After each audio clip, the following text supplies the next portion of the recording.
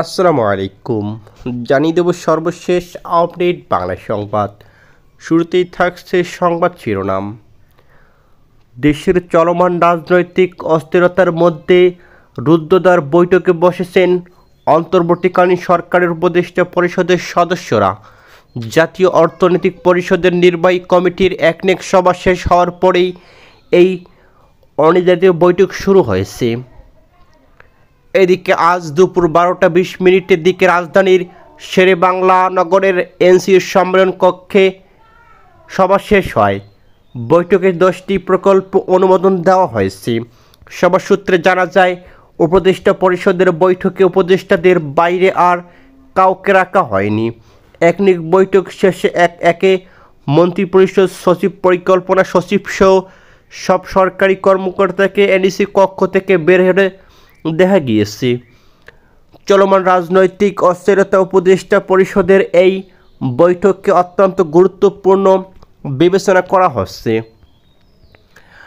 এদিকে বিকালে বিএনপি, জামাত সহ বিভিন্ন রাজনৈতিক দলের নেতাদের সঙ্গে বৈঠক করার কথা রয়েছে প্রধান উপদেষ্টার।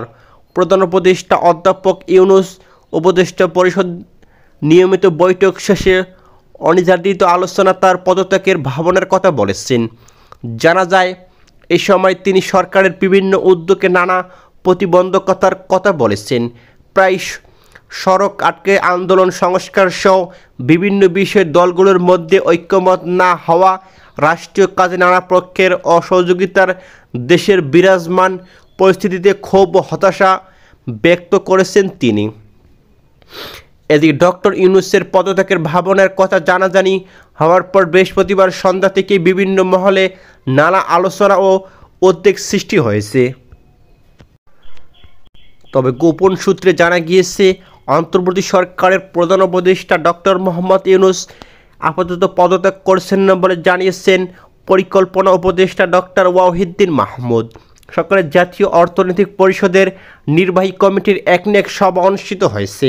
এরপর দুপুর 12:20 দিকে রাজধানীর শেরেবাংলা নগরের এনইসি সম্মেলন কক্ষে উপদেষ্টাদের রুদ্ধদ্বার বৈঠক হয়। প্রধান উপদেষ্টার সভাপতিত্বে বৈঠকে 19 জন উপদেষ্টা উপস্থিত ছিলেন। উপদেষ্টারা ছাড়া এই বৈঠকে কাউকে রাখা হয়নি। বৈঠক শেষে পরিকল্পনা উপদেষ্টা আরও বলেন, প্রধান উপদেষ্টা যাচ্ছেন না, তিনি চলে যাবেন বলেননি, তিনি অবশ্য থাকছেন। আমাদের উপর অর্পিত দায়িত্ব বড় দায়িত্ব, এই দায়িত্ব ছেড়ে আমরা যেতে পারবো না।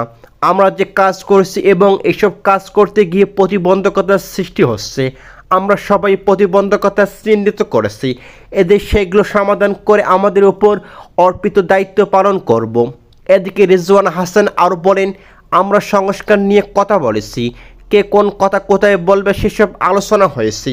উপদেষ্টা আলী ইমাম মজুমদার বলেন, আমি কিছু বলতে পারছি না। উপদেষ্টা তৌহিদ হোসেন ও আসিফ মাহমুদ সজীব ভুঁইয়ার কাছে বৈঠক সম্পর্কে জানতে চাইলে কোনো জবাব দেননি তারা। এদিকে প্রধান উপদেষ্টার অধ্যাপক ইউনূস গত বৃহস্পতিবার অন্য উপদেষ্টাদের সঙ্গে এক অনির্ধারিত বৈঠকে তার পদত্যাগের বিষয়ে কথা বলেছেন।